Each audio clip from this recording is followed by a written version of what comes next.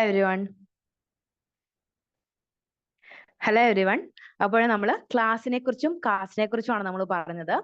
അപ്പോൾ ക്ലാസ് എന്ന് പറയുന്നത് നമ്മുടെ സാമ്പത്തികവുമായിട്ട് ബന്ധപ്പെട്ട കാര്യങ്ങളാണെന്ന് നമ്മൾ പറഞ്ഞു. അതുപോലെ തന്നെ കാസ്റ്റ് എന്ന് പറയുന്നത് നമുക്ക് ബൈ ബർത്ത് ലഭിക്കുന്ന കാര്യങ്ങളാണ്. അല്ലെങ്കിൽ ബൈ ബർത്ത് ഒരാൾ ഒരു ജാതിയിൽ ജനിക്കുന്നു, ആ ഒരു ജാതിയിൽ ജനിക്കുന്നത് കൊണ്ട് അയാൾ മരണാവസാനം വരെ ആ ഒരു ജാതിയുടെ പേരിൽ അറിയപ്പെടുന്നു എന്നും നമ്മൾ പറഞ്ഞു. അപ്പോൾ അതുകൂടാതെ മറ്റൊരു കാര്യമാണ് basic features of caste model എന്ന് പറയാം.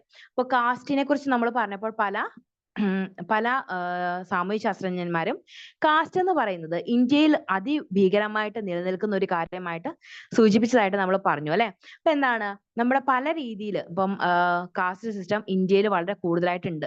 എന്താണെന്ന് വെച്ച് കഴിഞ്ഞാൽ ബ്രാഹ്മിൻസ്, അതുപോലെ തന്നെ ക്ഷത്രിയര്, അതുപോലെ വൈശ്യര്, ശൂദ്രര് തുടങ്ങിയ 4 ഹൈറാർക്കി ആയിട്ടാണ്, ഹൈറാർക്കിയുടെ 4 ഘടകങ്ങളായിട്ടാണ് ഈ ഒരു ജാതി വ്യവസ്ഥ ഇന്ത്യയിൽ നിലനിന്നിരുന്നത്. അപ്പോൾ അത് ഭയങ്കര റിജിഡും ആയിരുന്നു, അതുപോലെ തന്നെ ഒരുപാട് മാറ്റമില്ലാത്തതുമായിരുന്നു. ഇനി ഇവിടെ പറയുന്നത് basic features of caste model ആണ്. The basic features of the caste model as outlined and Andhra Battali are the ideas held expressed by certain sections of the people are the basis of this model. Observed behaviors are not the basis of the model. Through secondary empirical materials have been used. Certain explicitly formulated principle of rule of the game govern the entire system. Kind of primary and universal significance of the caste in India, as this has been convinced in the classical text, is attached with the model. അപ്പോൾ cast സിസ്റ്റത്തെ കുറിച്ച് ആൻഡ്രെ ബെറ്റൈലി പറയുന്ന കുറച്ച് കാര്യങ്ങളാണ് ഇവിടെ പറയുന്നത്. ഈ ഒരു കാസ്റ്റ് സിസ്റ്റം എന്ന് പറയുന്നത് ഇന്ത്യയിൽ കൂടുതൽ മെച്ചം അല്ലെങ്കിൽ കൂടുതൽ റിജിഡ് ആയിട്ട് കാണപ്പെട്ടത് ഒന്നാണ്. അതുകൂടാതെ ഇതൊരു different castes are convinced as meeting and complementary functions and their mutual relations and seen as being non antagonistic. അപ്പോൾ ആൻഡ്ര ബെറ്റേലിന്റെ അഭിപ്രായത്തിൽ ഇത്തരത്തിലുള്ള കാസ്റ്റ് സിസ്റ്റം എന്ന് പറയുന്നത് ഭയങ്കര റിജിഡ് ആയിരുന്നു. ഒരു കാസ്റ്റിൽ നിന്ന് മറ്റൊരു കാസ്റ്റിലേക്ക് പോകാനായിട്ട് കുറച്ച് ബുദ്ധിമുട്ടുകൾ നേരിടേണ്ടി വന്നിരുന്നു. അതുപോലെ തന്നെ Andre Beteille mentions two shortcomings in this model. It is so general a theory that it can be applied to any society and it fails to include the detail of economic and political life. അപ്പോൾ ആൻഡ്ര ബെറ്റേലിന്റെ അഭിപ്രായത്തിൽ ഈ ഒരു caste system എന്ന് പറയുന്നത് പൊളിറ്റിക്കലായിട്ടും അതുപോലെ തന്നെ economic ആയിട്ടും ബന്ധപ്പെട്ട ഒന്നായിട്ടാണ് അദ്ദേഹം കണക്കാക്കുക. അതുപോലെ തന്നെ MN ശ്രീനിവാസിന്റെ സാൻസ്ക്രിറ്റൈസേഷൻ എന്ന് പറയുന്ന ഒരു വേർഡും ഈ ഒരു കാര്യത്തിൽ ഈ ഒരു കാസ്റ്റ് ക്ലാസ് സിസ്റ്റത്തെ കുറിച്ച് പറയുമ്പോൾ നമ്മൾ പ്രധാനമായിട്ട് ഓർക്കണം. കാരണം സാൻസ്ക്രിറ്റൈസേഷൻ എന്ന് പറയുന്നത് സംസ്കൃതവൽക്കരണമാണ്. അപ്പൊ MN ശ്രീനിവാസ് താഴേക്കിടയിലുള്ള ആളുകൾ ഉയർന്ന ജാതിക്കാരുടെ ഒരു സ്ഥാനം അല്ലെങ്കിൽ ഒരു നിലയിൽ എത്തുവാൻ വേണ്ടി ആ ഉയർന്ന ജാതിക്കാരെ പോലെ അല്ലെങ്കിൽ ബ്രാഹ്മണന്മാരെ പോലെ അവരുടെ വെജിറ്റേറിയൻ ഭക്ഷണം കഴിക്കുകയും അതുപോലെ തന്നെ എല്ലാ ദിവസവും അവരുടെ ആചാരക്രമങ്ങളും അല്ലെങ്കിൽ പ്രാർത്ഥനകളും ഒക്കെ ഉരുവിടുകയൊക്കെ ചെയ്യുന്ന ഒരു അവസ്ഥയിലേക്ക് വന്നിരുന്നു. അപ്പൊ എന്താണ് അത് അവരുടെ പദവി ഉയർത്തും. ആ ഒരു മുതിർന്നവരെ പോലെ അല്ലെങ്കിൽ ഉയർന്ന ജാതിക്കാരെ പോലെ പെരുമാറുന്നത് കൊണ്ട് അവരുടെ സാമൂഹിക സ്ഥാനം ഉയരുമെന്ന ഒരു പ്രതീക്ഷയായിരുന്നു ആളുകൾക്ക്, താഴ്ന്ന ജാതിയിൽപ്പെട്ട ആളുകൾക്ക് ഉണ്ടായിരുന്നത്. അതുകൊണ്ട് ഇവരുടെ ഈ ഒരു ബ്രാഹ്മണന്മാരുടെയൊക്കെ ഒരു ജീവിത രീതി ഒരു അനുകരിച്ചുകൊണ്ട് അവര് സാൻസ്ക്രിറ്റൈസേഷൻ ചെയ്യാനായിട്ട് തീരുമാനിച്ചു, അല്ലെങ്കിൽ സംസ്കൃതവൽക്കരണത്തിലേക്ക് അവര് മാറി. പക്ഷെ അതിൽ നിന്ന് അവർക്ക് കൂടുതൽ ബെനിഫിറ്റ് ഒന്നും കിട്ടിയില്ല. അവരെ അപ്പോഴും താഴ്ന്ന ജാതിക്കാരായിട്ട് മാത്രമാണ് കണ്ടത്. പക്ഷെ അവരുടെ ബിഹേവിയേഴ്സ് ഒക്കെ ബ്രാഹ്മണന്മാരെ പോലെ ആയിരുന്നുവെങ്കിലും അത് അനുകരിക്കലായിട്ടാണ് അവർ കണ്ടത്. As a historical process of change in the caste system as a whole, Srinivas westernization brings out changes in values, norms and varying and cultural roots of the people.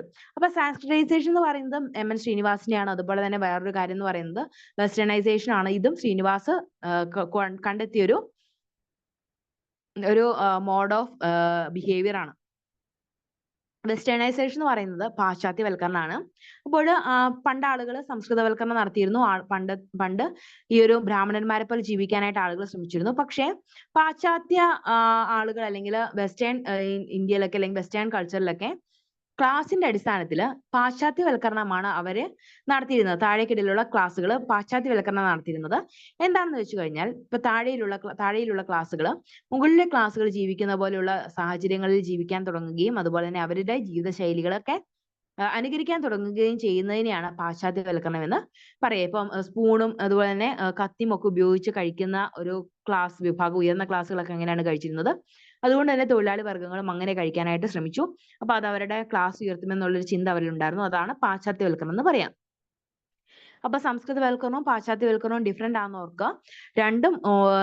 രണ്ടും കോൺട്രിബ്യൂട്ട് ചെയ്തത് M.N. Srinivas ആണെന്നുള്ള കാര്യം കൂടെ ഓർത്തിരിക്കുക. The caste model related primarily to work of Louis Dumont, Baddeley said, is useful in the interpretation of beliefs relating to Hinduism.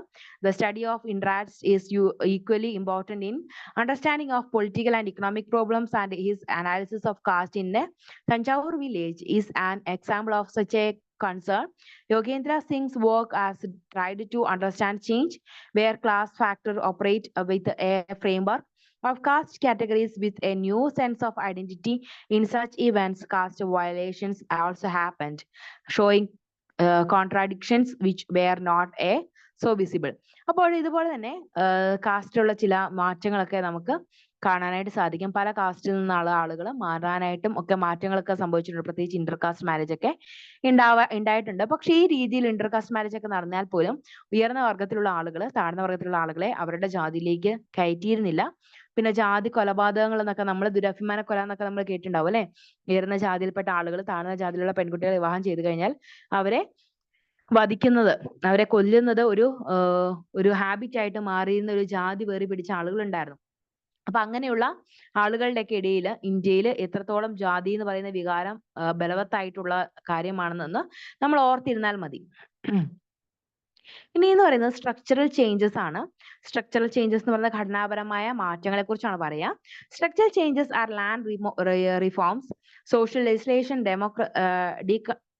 democratization, spread of education, urbanization, and industrialization. The impact of these changes on the caste system is than often. Adaptive mechanisms like caste associations came up as mechanisms of social mobilization. These organizations aim to achieve materialistic and mandate goals for their members, thereby making them more aware of their deprivation and structural observations. These associations are often constructed with a non-caste-like functions, but they are not classes.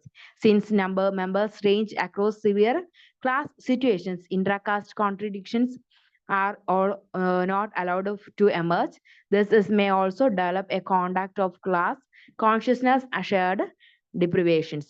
Structural changes എന്ന് പറയുന്നത് നമ്മുടെ ഘടനാപരമായ മാറ്റമാണ്.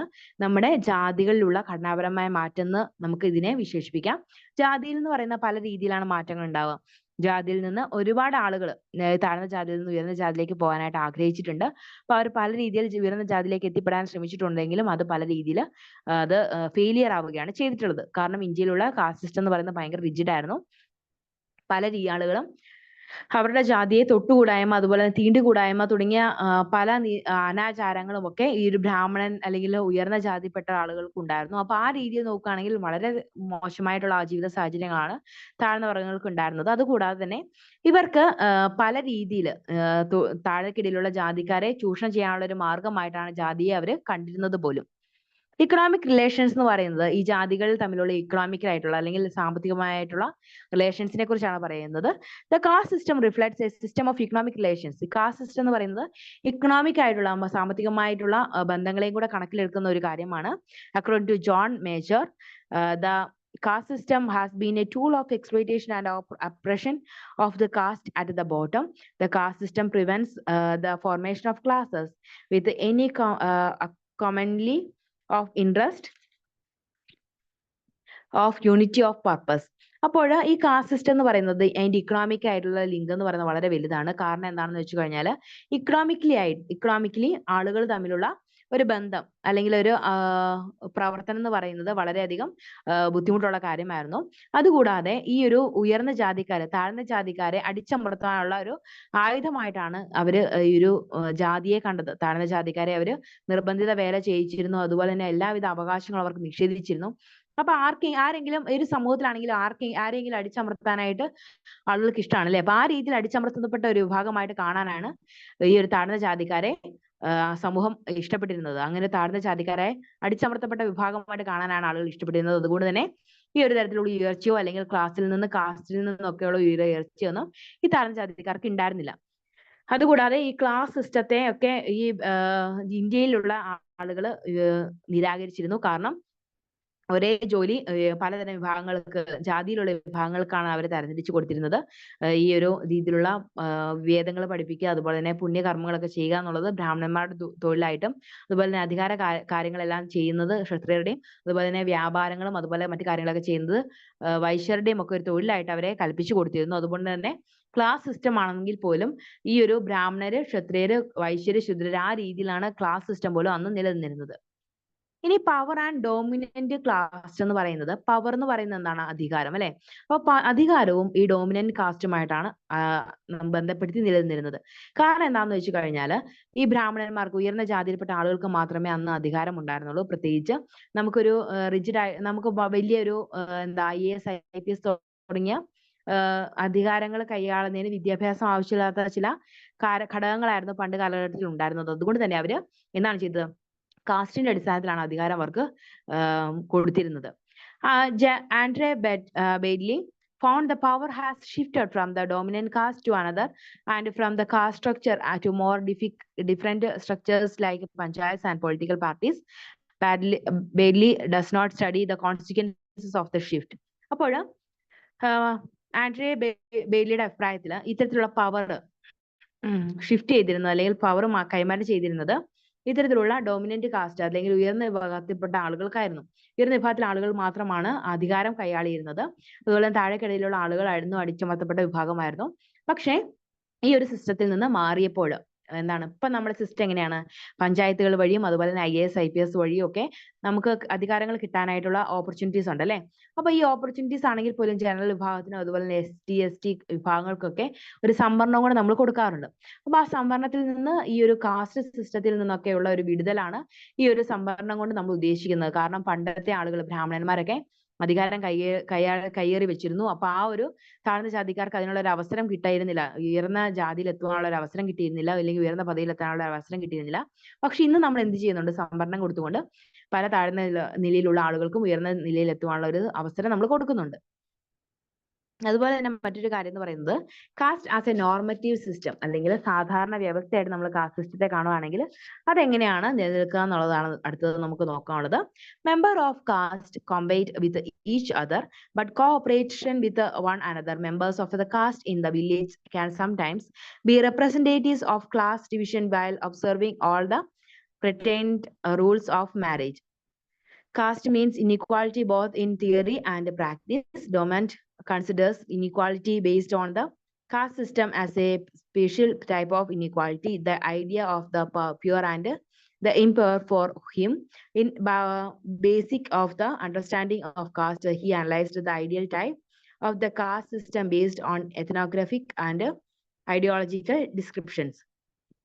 അപ്പൊ caste as a normative system എന്ന് പറയുന്നത്, cast എന്ന് പറയുന്നത് ഒരു സാധാരണ വ്യവസ്ഥയായിട്ട് നമ്മൾ കാണുകയാണെങ്കിൽ ഈ കാസ്റ്റിലെ എല്ലാ ആളുകൾക്കും അവരുടേതായ ഒരു റെസ്പോൺസിബിലിറ്റീസും അതുപോലെ തന്നെ ക്ലാസ് സിസ്റ്റത്തെ അവർ റെപ്രസെന്റ് ചെയ്യുന്നുമുണ്ട്.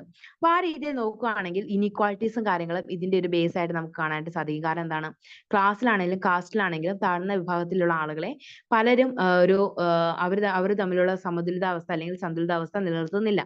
പല രീതിയിൽ അവരെ മറ്റാളായിട്ടാണ് കാണുന്നത്. അതുപോലെ തന്നെ പല രീതിയിൽ അടിച്ചമർത്തലുകൾ അവർക്ക് അനുഭവിക്കേണ്ടി വന്നിട്ടുണ്ട്.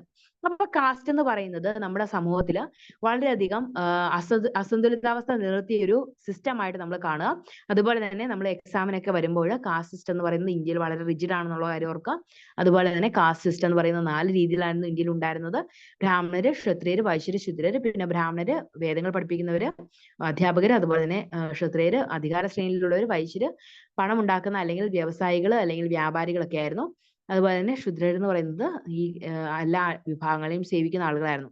ഈ കാര്യങ്ങളൊക്കെ ഓർക്കുക, അത് നമ്മൾ എഴുതി വെക്കുകയും കൂടെ ചെയ്യാം. ഇനി കാസ്റ്റ് ആസ് ആൻ എംപീരിക്കൽ റിയാലിറ്റി എന്ന് പറയുന്നത്, കാസ്റ്റ് എന്ന് പറയുന്നത് നമ്മുടെ ഇന്നും എല്ലാം ജാതി എന്ന അവസ്ഥ അല്ലെങ്കിൽ ആ ഒരു വ്യവസ്ഥ ഇന്നും വളരെ ക്രൂരമായിട്ട് തന്നെ നമ്മുടെ സമൂഹത്തിൽ നിലനിർത്തുന്നുണ്ട്. കാരണം എന്താണ്, ST, ST കാരണം അങ്ങനെയുള്ള ST ഒക്കെ ആളുകളെയൊക്കെ നമ്മൾ ചിലപ്പോൾ മറ്റു ആളുകളായിട്ട് അല്ലെങ്കിൽ വിഭാഗമായിട്ട് മറ്റു വിഭാഗമായിട്ട് കാണാറുണ്ട്. അവരെ അടിച്ചമർത്താറുണ്ട്. അതുപോലെ തന്നെ അവർക്ക് ചില ആനുകൂല്യങ്ങൾ ചിലപ്പോൾ സമൂഹം കൊടുക്കാറുണ്ട്, ഗവൺമെന്റ് കൊടുക്കാറുണ്ട്. അതുകൂടാതെ കാസ്റ്റ്, ജാതി ഇല്ലാത്ത ഒരു സമൂഹം അല്ലെങ്കിൽ ജാതി ഇല്ലാത്ത കുഞ്ഞുങ്ങളെ നമ്മൾ ഇന്ത്യയിൽ കാണാൻ വളരെ വിരളമാണ്. കാരണം എന്താണ്? ജാതിയാണ് ഒരു സമൂഹത്തിൽ അല്ലെങ്കിൽ പ്രത്യേകിച്ച് ഇന്ത്യയിൽ അവരുടെ ഐഡന്റിറ്റി തീരുമാനിക്കുന്നത്. എല്ലായിടത്തും ഈ ഐഡന്റിറ്റി തീരുമാനിക്കുന്ന ഒരു ഘടകമായിട്ട് ജാതി വന്നിട്ടുണ്ട്. പ്രത്യേകിച്ച് ഇപ്പൊ നമ്മൾ ഹോസ്പിറ്റലിൽ പോവുകയാണെങ്കിൽ അല്ലെങ്കിൽ നമ്മുടെ കുട്ടീനെ നമ്മൾ സ്കൂളിൽ ചേർക്കുകയാണെങ്കിൽ ഒക്കെ കുട്ടികളുടെ ജാതി കാര്യങ്ങളെല്ലാം നമ്മൾ കൊടുക്കേണ്ട ഒരു ആവശ്യമുണ്ട്. എല്ലാ ഗവൺമെന്റ് രേഖകളിലും ഒക്കെ ജാതി ഉണ്ട് അല്ലെ? അപ്പൊ ആ ജാതി എന്ന് പറയുന്ന ഘടകം ഈ നമ്മൾ ഇന്ത്യയെ സംബന്ധിച്ച് വളരെയധികം നിർണായകമായ ഒരു ഘടകമായിട്ട് തന്നെ മാറിയിരിക്കുകയാണ്. അത് നമ്മുടെ ഒരു യാഥാർത്ഥ്യ സ്വഭാവത്തെ അല്ലെങ്കിൽ നമ്മുടെ യാഥാർത്ഥ്യത്തെ മനസ്സിലാക്കുന്നതിന് വേണ്ടിയിട്ടുള്ള ഒരു ഘടകവും കൂടിയായിട്ടാണ് ഒരു കാസ്റ്റ് സിസ്റ്റത്തെ ഇന്ത്യ കണക്കാക്കുന്നത്. The locate caste groups such as jadis in a specific rural urban context is the basis of the understanding the caste system as an empirical reality. Caste has been a source of placement and of identity in society. Identify is not a function necessarily of informal day-to-day relations. Caste has not been a basis of marriage between a Tamil Brahmin and a Kanyagubja Brahmin of Uttar Pradesh, yet they may have a sense of belonging to what they believe in as the same stock and may cooperate during crises and challenges. അപ്പോൾ caste system എന്ന് പറയുന്നത്, ജാതി വ്യവസ്ഥ എന്ന് പറയുന്നത് ഇന്ത്യയിൽ വളരെ വേരുറപ്പിച്ചിട്ട ഒരു ഘടകമാണ്. അത് നമ്മുടെ യാഥാർത്ഥ്യ സ്വഭാവത്തിൽ അല്ലെങ്കിൽ ഇന്ത്യയിലെ യാഥാർത്ഥ്യത്തെ വിളിച്ചോതുന്ന ഒരു കാര്യം കൂടിയാണ്. പല രീതിയിൽ നമ്മൾ കാസ്റ്റിന്റെ അടിസ്ഥാനത്തിൽ ആളുകളെ തരംതിരിക്കാറുണ്ട്. അതുപോലെ തന്നെ ഇപ്പൊ പല രീതിയിൽ പല ഭാഗങ്ങളിലുള്ള ആളുകൾ ബ്രാഹ്മിൻസ് ആണെങ്കിൽ പോലും ആ പല ബ്രാഹ്മിൻസ് ഇപ്പോൾ കേരളത്തിലെ ബ്രാഹ്മിൻസിന്റെ ഒരു വിഭാഗമായിരിക്കില്ല ഉത്തർപ്രദേശിലുള്ള ബ്രാഹ്മിൻസ് എന്ന് പറയാം. പക്ഷെ അവർ തമ്മിലൊരു ഐക്യം ഉണ്ടായിരിക്കും. കാരണം എന്താണ്? അവരൊരേ ആചാരങ്ങൾ അല്ലെങ്കിൽ മാർഗങ്ങൾ പിന്തുടരുന്നു എന്നുള്ള ഒരു ബോധം അവർക്കിടയിലുണ്ട്. അതുകൊണ്ട് തന്നെ ഒരുപാട് ആവശ്യങ്ങൾ അല്ലെങ്കിൽ ചലഞ്ചസ് ഒക്കെ ഉണ്ടാകുമ്പോൾ അവർ ഒറ്റക്കെട്ടായിട്ട് നിൽക്കാറുണ്ട്. അതുപോലെ തന്നെയാണ് നമ്മുടെ പല ജാതി ബേസിലുള്ള കുറച്ച് പരിപാടികളൊക്കെ നമ്മുടെ സഭകളിൽ അല്ലെങ്കിൽ നമ്മുടെ പല രീതിയിൽ സമൂഹങ്ങളിൽ ഉണ്ടായിട്ടുള്ളത് നമ്മൾ കണ്ടിട്ടുണ്ടാവും അല്ലെ? പ്രത്യേകിച്ച് ഈ ശ്രീനാരായണ ഗുരു സമാജം, അതുപോലെ തന്നെ നമ്മുടെ പള്ളികളിൽ ഉണ്ടാവുന്ന ചില ഗ്രൂപ്പുകൾ, ഇതെല്ലാം എന്താണ്? കമ്മ്യൂണിറ്റി ബേസ്ഡ് അല്ലെങ്കിൽ നമ്മുടെ ഒരു ജാതി അടിസ്ഥാനപ്പെടുത്തിയുള്ള ചില ഗ്രൂപ്പുകളാണ് അല്ലെ? അപ്പൊ ആ ജാതിയിലുള്ള ആളുകൾക്ക് വേണ്ടിയുള്ള സഹായങ്ങൾ പ്രൊവൈഡ് ചെയ്യാൻ മാത്രം ഇവര് ഒന്നിച്ചു കൂടുകയും അവർക്ക് വേണ്ടിയിട്ട് സഹായങ്ങൾ കൊടുക്കുകയും ചെയ്യും. അപ്പൊ ആ രീതിയിൽ നോക്കുകയാണെങ്കിൽ ഇന്നും നമ്മുടെ സമൂഹം എന്ന് പറയുന്ന ഒരു ജാതിയിലും പെടാത്തൊരു സമൂഹമായിട്ട് നമുക്ക് നിലനിൽക്കാനായിട്ട് ഇന്ത്യയിൽ വളരെ ബുദ്ധിമുട്ടാണെന്നുള്ള കാര്യം നമുക്ക് ഇതിലൂടെയൊക്കെ എടുത്ത് പറയാനായിട്ട് സാധിക്കും. Caste is a source, but it varies from caste to caste depending upon the status of a given caste in an area.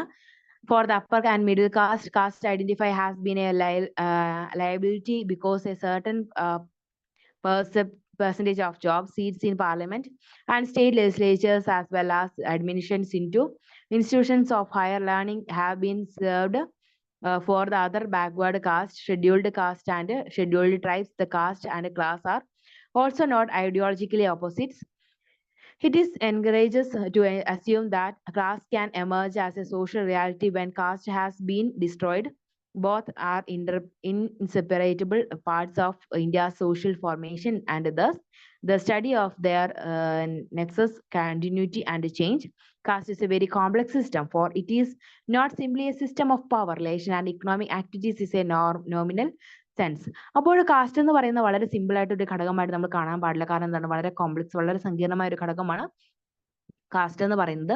ജാതി വിരുദ്ധ അല്ലെങ്കിൽ ജാതി വെറുപ്പ് തുടങ്ങിയ കാര്യങ്ങളെല്ലാം നമ്മൾ കേട്ടിട്ടുണ്ടാവും. അതുപോലെ തന്നെ ജാതി വെറുപ്പ് അല്ലെങ്കിൽ ജാതി വൈരുദ്ധ്യം തുടങ്ങിയ കാര്യങ്ങളൊക്കെ വളരെയധികം മോശമായിട്ട് സമൂഹത്തെ ബാധിക്കുന്ന ചില കാര്യങ്ങളാണ്. പ്രത്യേകിച്ച് എന്താണ്? മറ്റു ജാതികളെ കണ്ടെടുത്താൽ കണ്ടുകൂടാത്ത ഒരു അവസ്ഥയൊക്കെ വന്നു കഴിഞ്ഞാൽ അത് ഒരുപാട് പ്രശ്നങ്ങൾ നമ്മുടെ സമൂഹത്തിൽ ഉണ്ടാക്കും. പ്രത്യേകിച്ച് ജാതി കൊലപാതകങ്ങളൊക്കെ കൂടുതലായിട്ട് ഉണ്ടാവാനൊക്കെ ഇത് ഇടയാക്കും. Caste is a very complex system, for it is not simply a system of power relations and economic activities in a nominal sense. It also gets strengthened in another, no doubt, with certain changes, additional and creations. There is a class basis to rituals, pollutions, purity and other non-material aspects of social life. അപ്പം social life വേണമെങ്കിൽ നമ്മൾ കാസ്റ്റിനെ അടിസ്ഥാനപ്പെടുത്തിയാണ് നമ്മൾ ഇന്ത്യയിൽ social life ഒക്കെ ഉണ്ടാവുക അല്ലെ? അതുപോലെ തന്നെ എന്തെങ്കിലും സഹായങ്ങളും കാര്യങ്ങളും നമ്മുടെ ജാതിയിൽ നിന്നാണ് കൂടുതൽ നമുക്ക് ലഭിക്കുന്നത്. അതുകൊണ്ട് തന്നെ ജാതി ഇല്ലാത്തൊരു ആളുകളെ നമുക്ക് കാണാനായിട്ട് സാധിക്കില്ല. അത് വളരെ വിരളമായിരിക്കും. ഇനി കാസ്റ്റ് ഇലക്ഷൻസിനെ കുറിച്ചാണ് പറയാം. കാസ്റ്റ് എന്ന് പറയുന്നത് ജാതി തിരഞ്ഞെടുപ്പുകളാണ്. അപ്പൊ ജാതി എന്ന് പറയുന്നത് വളരെ വലിയ ഒരു ഘടകമായിട്ട് നമ്മുടെ സമൂഹത്തിൽ മാറിക്കൊണ്ടിരിക്കുകയാണ്. അതുപോലെ തന്നെയാണ് ജാതി ഇലക്ഷൻസ്. ഇപ്പം ഒരു ജാതിയുടെ ഒരു നേതാവിനെ തിരഞ്ഞെടുക്കാൻ വലിയ രീതിയിലുള്ള ഇലക്ഷൻസ് തെരഞ്ഞെടുപ്പുകൾ നടത്തുന്നത് വളരെ സ്വാഭാവികമായിട്ട് കണ്ടിട്ടുള്ള ഒരു കാര്യമാണ്. In some caste elections are conducted to elect their leaders.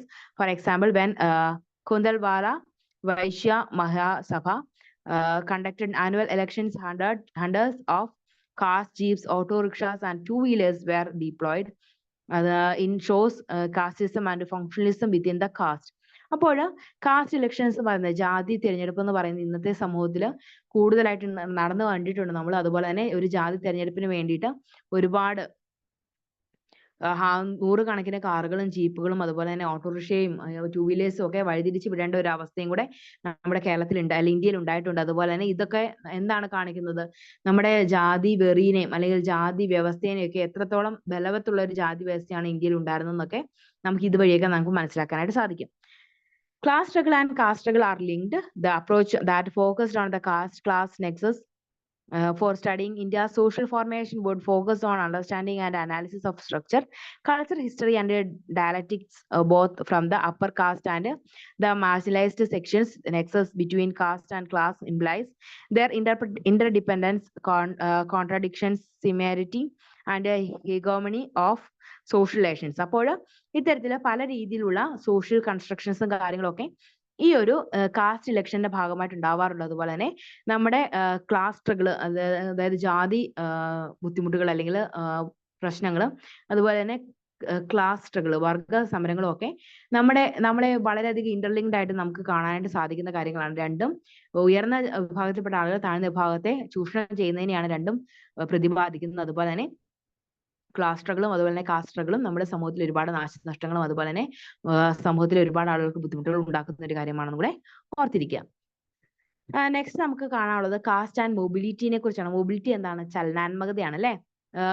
നമ്മുടെ മൊബിലിറ്റി എന്ന് പറയുന്നത് ഇപ്പൊ പല രീതിയിലുണ്ടാവും. ചലനാത്മകത എന്ന് പറയുന്നത് നമ്മൾ ഭയങ്കര റിജിഡ് ആയിട്ട് നിൽക്കാറ് അല്ലെങ്കിൽ വളരെയധികം പഴയ കാലഘട്ടത്തിൽ നിൽക്കാതെ നമ്മൾ കുറച്ചുകൂടെ ഇപ്പം ഒന്ന് മാറി ചിന്തിക്കുന്നതിനെയൊക്കെയാണ് ഈ ചലനാത്മകത എന്നുകൊണ്ട് ഉദ്ദേശിക്കുന്നത്. അപ്പൊ കാസ്റ്റ് ആൻഡ് മൊബിലിറ്റി എന്ന് പറയുന്നത് in caste is guided by the norms of the caste system regarding inter caste independence.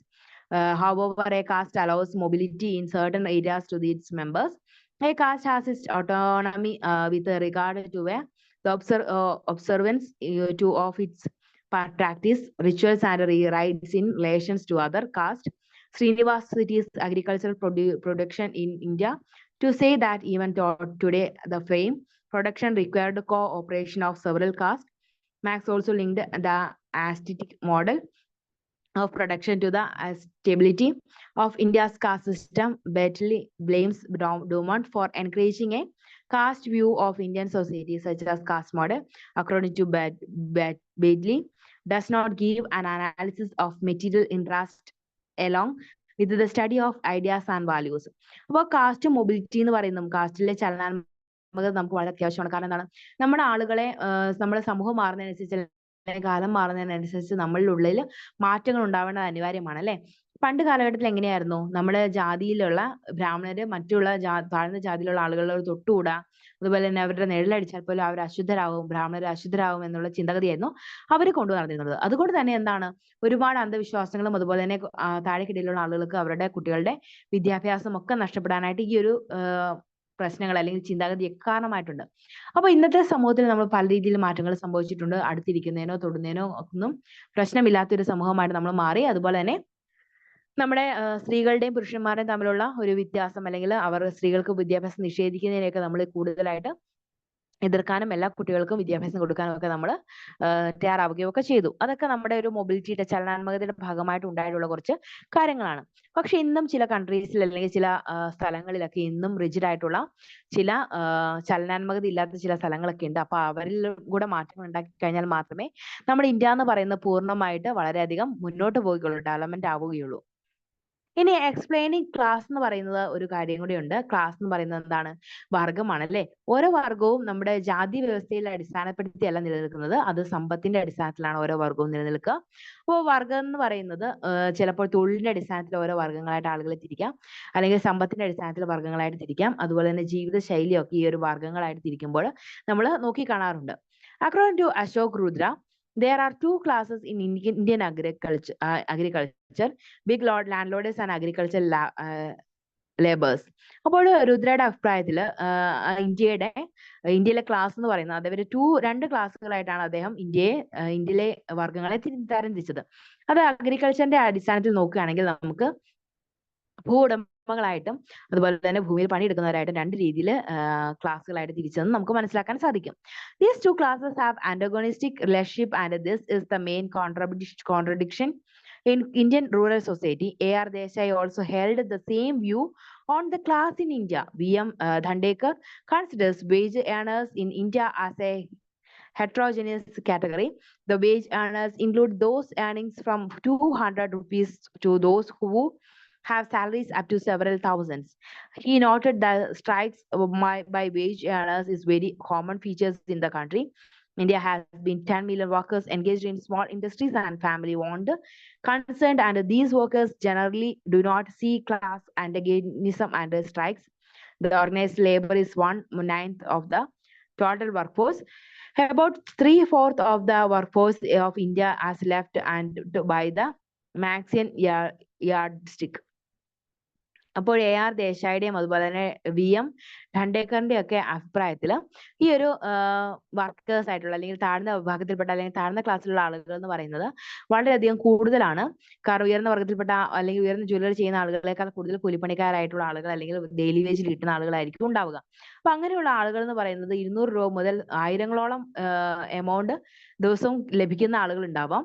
അപ്പൊ അങ്ങനെയുള്ള ആളുകളാണ് നമ്മുടെ സമൂഹത്തിൽ കൂടുതലായിട്ടുള്ളത്. അപ്പൊ അവരെയും കൂടെ നമ്മൾ കണ്ടെത്തുകയും അവർക്ക് കുറച്ചുകൂടെ പ്രാധാന്യം കൊടുക്കുകയും അവരുടെ ജീവിത നിലവാരം ഉയർത്താൻ ശ്രമിക്കുകയൊക്കെ ചെയ്യുന്നത് നമ്മുടെ ഇന്ത്യയുടെ മൊത്തത്തിലുള്ള ഒരു ഉൽപാദനത്തിന് അല്ലെങ്കിൽ ഒരു ഡെവലപ്മെന്റിന് കാരണമാകുമെന്നാണ് ഇവിടെ രുദ്രയും അതുപോലെ തന്നെ AR ദേശായും VM ഡെൻഡേക്കറും ഒക്കെ പറയാം. ഇനി കാസ്റ്റ് ഹൈറാർക്കി ആൻഡ് ക്ലാസ് കോൺഫ്ലിക്റ്റിനെ കുറിച്ചാണ് പറയാ. കാസ്റ്റ് ഹൈറാർക്കി എന്ന് പറയുന്നത് എന്താണ്? ജാതിയുടെ ശ്രേണിയാണ് പറയാ. ക്ലാസ് കോൺഫ്ലിക്റ്റ് എന്ന് പറയുന്നത് നമ്മുടെ വർഗ സംഘർഷത്തെ കുറിച്ചാണ് പറയാം. അപ്പം ക്ലാസ് ഹൈറാർക്കിയും അതുപോലെ തന്നെ വർഗ സംഘർഷവും എന്താണെന്ന് നോക്കാം. Referring to the incidence of attack to on detailed in the Bihar, Arun Sinha calls in a class war against Harijans. He noted that the rise of a rich peasant class has driven agriculture workers of all classes caste. അപ്പോൾ അതുപോലെ തന്നെ എന്താണ് ഹരിജൻസിനും അതുപോലെ തന്നെ ക്ലാസ്സിലായിട്ട് താഴ്ന്ന ക്ലാസ്സിൽപ്പെട്ട ആളുകൾ ഒരുപാട് മാറ്റങ്ങൾ അല്ലെങ്കിൽ ഒരുപാട് ബുദ്ധിമുട്ടുകൾ സഹിക്കേണ്ടി വരുന്നതെന്ന് അരുൺ സിൻഹയൊക്കെ മനസ്സിലാക്കുകയും അതിനെതിരെയായിട്ട് അദ്ദേഹം ഒരുപാട് പ്രവർത്തനങ്ങൾ നടത്തുകയും ചെയ്തിട്ടുണ്ട്. However, Harijan or Chamar agricultural laborers cannot be equivalent with his Brahmin or Brahmanar frameworkers because the two have the same position in the class structure. അപ്പോൾ അതുപോലെ തന്നെയാണ് ബ്രാഹ്മണന്മാരായിട്ട് വർക്ക് ചെയ്യുന്ന ആളുകൾ ഉണ്ടാവും, അല്ലെങ്കിൽ ജാതി വ്യവസ്ഥയിൽ താഴ്ന്ന വിഭാഗത്തിൽപ്പെട്ട ആളുകൾ ഉണ്ടാവും. അപ്പൊ ഇന്നത്തെ സമൂഹത്തിൽ നോക്കുകയാണെങ്കിൽ നമ്മുടെ ജാതി അടിസ്ഥാനത്തിലായിരിക്കില്ല നമ്മുടെ ഒക്യുപ്പേഷൻ വരിക, അല്ലെ? നമ്മുടെ ഒരു ജീവിത മാർഗം അല്ലെങ്കിൽ നമ്മുടെ തൊഴിൽ വരിക നമ്മുടെ ജാതിയുടെ അടിസ്ഥാനത്തിലായിരിക്കില്ല. ഇന്ന് പലയിടത്തും ചിലപ്പോൾ കമ്പനി ജോലി അല്ലെങ്കിൽ കമ്പനി വർക്ക് ചെയ്യുന്നത് ചിലപ്പോൾ ബ്രാഹ്മണന്മാരായിട്ടുള്ള ആളുകൾ ഉണ്ടാവും കമ്പനി തൊഴിലാളികളായിട്ട്, അതുപോലെ തന്നെ ശൂദ്രരായിട്ടുള്ള കമ്പനി തൊഴിലാളികൾ ഉണ്ടാവും. പക്ഷെ അവരുടെ കാസ്റ്റ് വളരെ വ്യത്യസ്തമാണെങ്കിൽ പോലും അവര് ക്ലാസിന്റെ അടിസ്ഥാനത്തിൽ വരികയാണെങ്കിൽ, അവരുടെ വർഗത്തിന്റെ അടിസ്ഥാനത്തിൽ വരികയാണെങ്കിൽ അവർ ഒരേ വർഗത്തിൽപ്പെട്ട ആളുകളായിട്ടായിരിക്കും നമ്മൾ പരിഗണിക്കുക. കാരണം എന്താണ്? അവർ രണ്ടുപേരും ഒരേ ജോലിയാണ് ചെയ്യുന്നത്, ഒരേ ശമ്പളമാണ് കൈപ്പറ്റുന്നത്. അങ്ങനെ നോക്കുകയാണെങ്കിൽ ബ്രാഹ്മൺസും അതുപോലെ തന്നെ നമ്മുടെ ശൂദ്രരായിട്ടുള്ള ആളുകളും ഒരേ ക്ലാസ്സിൽപ്പെട്ട ആളുകളാണ്. The post-independent India has the class of rich peasants from the backward caste at the top of the class hierarchy. This class is struggling against the social and political domination of the upper caste. The backward classes got encouragement for accelerating their struggle against the upper caste during the Janata government rule in Bihar. The backward classes are at a level in the caste hierarchy and so it's their position in class structure. The Janata government brought about a change in the structure of dominance, having implementation for the political economy of the state. The Brahmins lost their political dominance in the state. അപ്പോൾ നമ്മുടെ independence ഒക്കെ വന്നപ്പോൾ ഒരുപാട് ബ്രാഹ്മണന്മാർക്ക് അല്ലെങ്കിൽ land Lord's ആയിട്ട് ഒരുപാട് ആളുകൾക്ക് അവരുടെ സ്ഥലം നഷ്ടപ്പെടാനായിട്ട് കാരണമായി അല്ലെ. പാട്ടത്തിന് ഭൂമി എടുത്ത പാവപ്പെട്ട കർഷകർക്ക് അവര് ലാൻഡ് ലോർഡ്സ് ആയിട്ട് മാറുകയും ചെയ്തു. അപ്പൊ അങ്ങനെ വന്നു കഴിഞ്ഞപ്പോൾ അവരുടെ ക്ലാസിന്റെ രീതിയിൽ അവർക്ക് മാറ്റങ്ങൾ ഉണ്ടായി. ക്ലാസ് രീതിയിൽ അവർക്ക് ഉയർന്ന സ്ഥാനം ലഭിച്ചു. പക്ഷെ ബ്രാഹ്മണന്മാർക്കും അവരുടെ ജാതിയിൽ നിന്ന് മാറ്റങ്ങൾ ഉണ്ടായില്ലെങ്കിലും അവരുടെ വർഗത്തിൽ അവര് കുറച്ച് താഴ്ന്ന വിഭാഗമായി പോയി. അവരുടെ ഭൂസ്വത്തൊക്കെ നഷ്ടപ്പെട്ടപ്പോൾ അവർ പല ജോലികളിലേക്ക് തിരിഞ്ഞപ്പോൾ അവര് താഴ്ന്ന വിഭാഗത്തിൽ പെട്ട ആളുകളുടെ ഒപ്പം ജോലി ചെയ്യാൻ തുടങ്ങിയപ്പോൾ അവർ ആ താഴ്ന്ന വിഭാഗത്തിൽപ്പെട്ട ക്ലാസ്സിലെ അംഗങ്ങളായിട്ട് മാറുകയാണ് ഉണ്ടായത്. അപ്പൊ അതോടെ ഒന്ന് ഓർത്തിരിക്കുക. Incidents of violence and exploitation, അതൊരു പ്രധാനപ്പെട്ട കാര്യമായിട്ട് പറയാറുണ്ട്. അപ്പോൾ വയലൻസ് എന്ന് പറയുന്നത് എന്താണ്? വർഗീയത, അതുപോലെ തന്നെ എക്സ്പ്ലോയിറ്റേഷൻ, നശീകരണം ഒക്കെ ഇതിൽ ഉൾപ്പെടുന്ന കാര്യമാണ്. There have been incidents of massacre, loot and rape of the women is scheduled caste, which include peasants and agricultural laboratories. There's operation and exploitation as rural poor women, particularly of exploitation of the rural poor woman, particularly a Dalit woman has been reported. The conflict between Ranbir Snena and അപ്പോൾ ഇതെന്താണ് പറയാന്ന് വെച്ച് കഴിഞ്ഞാൽ നമ്മുടെ incidents of violence and exploitation എന്ന് പറയുന്നത് ഇന്നും താഴ്ന്ന ജാതിയിൽപ്പെട്ട ആളുകളെ ക്രൂരമായി മർദ്ദിക്കുന്ന ആളുകളുണ്ട്.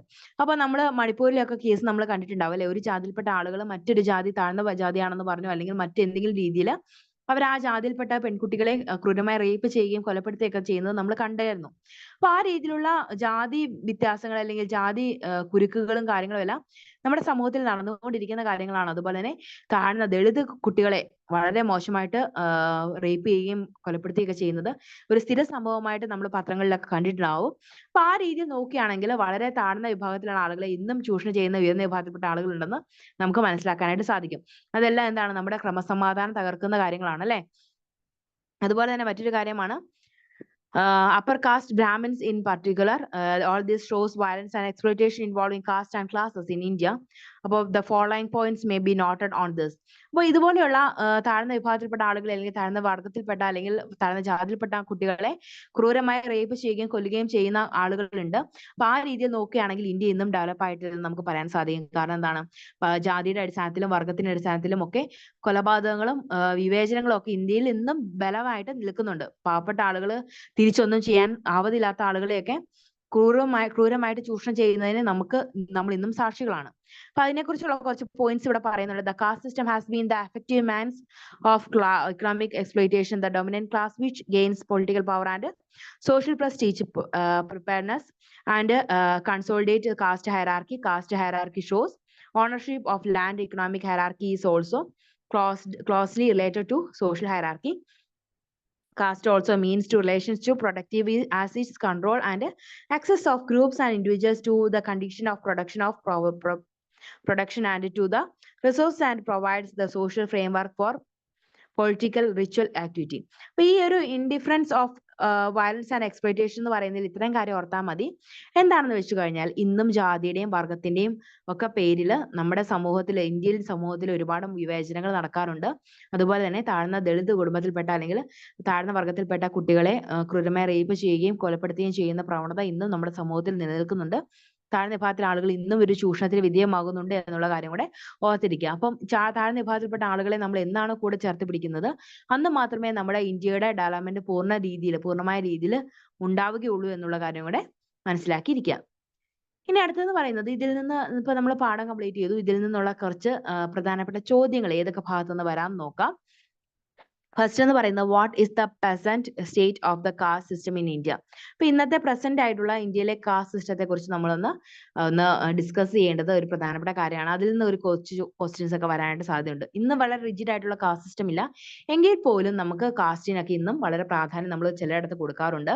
അതുപോലെ തന്നെ ഇന്ത്യ എന്ന് പറയുന്ന ഒരു കാസ്റ്റിൽ അടിസ്ഥാനം അല്ലെങ്കിൽ ജാതിയിൽ അടിസ്ഥാനമായ ഒരു സമൂഹമായിട്ട് നമ്മൾ കണക്കാക്കാൻ സാധിക്കും. അതുകൊണ്ടാണ് ജാതിയുടെ പേരിലുള്ള തിരഞ്ഞെടുപ്പുകളും അല്ലെങ്കിൽ ജാതിയുടെ പേരിലുള്ള വോട്ട് പിടിക്കലും ഒക്കെ ഇന്നും നമ്മുടെ ഇന്ത്യൻ സമൂഹത്തിൽ നിലനിൽക്കുന്നത് അല്ലെങ്കിൽ അത് തുടർന്നു പോകുന്നത്. അപ്പൊ അതൊന്ന് ഓർത്തിരിക്കുക. പിന്നെ discuss caste as an empirical reality. Caste എന്ന് പറയുന്നത് ഇന്ന് നമ്മുടെ വളരെ റിയാലിറ്റി ആയിട്ടുള്ള ഒരു കാര്യമാണ്, യഥാർത്ഥമായിട്ടുള്ള ഒരു കാര്യമാണ്.